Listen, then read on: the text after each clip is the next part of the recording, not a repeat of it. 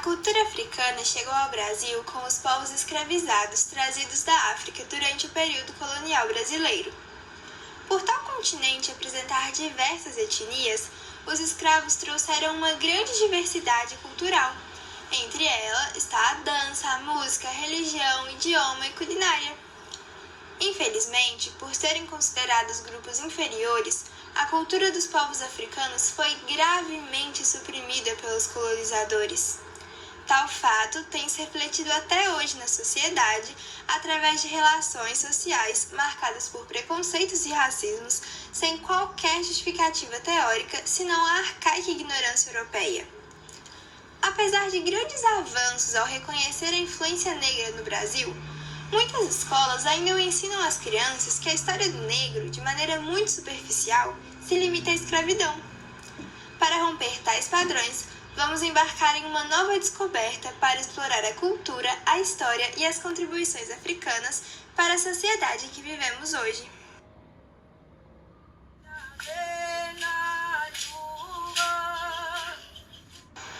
Em busca de um pouco mais de liberdade, os negros escravizados no Brasil desenvolveram a capoeira, que foi considerada errada com fortes punições pelos senhores dos engenhos.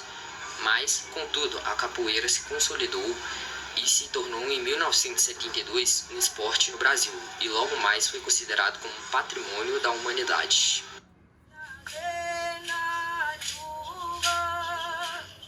Ao chegarem ao Brasil, os africanos começaram a produzir suas próprias roupas, a partir de retalhos e restos de matérias-primas que encontravam. Com isso, tecidos com estampas e cores diversificadas eram usados. No livro da designer Júlia Vidal, O Africano que Existe em Nós, é perceptível vermos a cultura africana dentro da moda dos dias de hoje, como amarrar panos na cabeça em forma de turbante e o uso de renda branca para os dias de festa.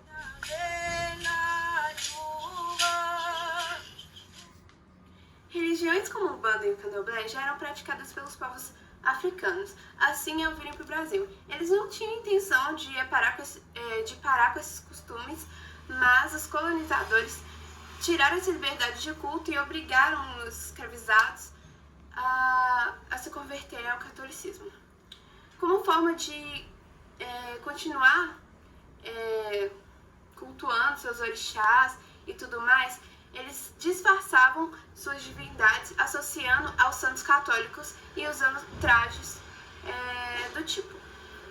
Essas religiões ainda estão presentes nos dias de hoje, mas ainda continua esse preconceito da época, e mesmo a pessoa não sabendo muito dos costumes, da religião em si, ela tem esse preconceito.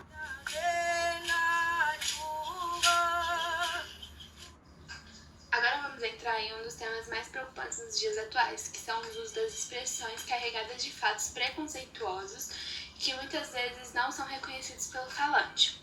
E, por acreditar na inocência da fala e não ter conhecimento da sua origem, tais expressões acabam sendo propagadas e enraizadas como costume na sociedade.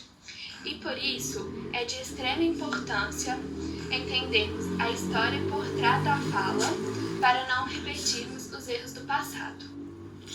Eu vou citar aqui 6 expressões que são consideradas racistas por conta da sua bagagem histórica.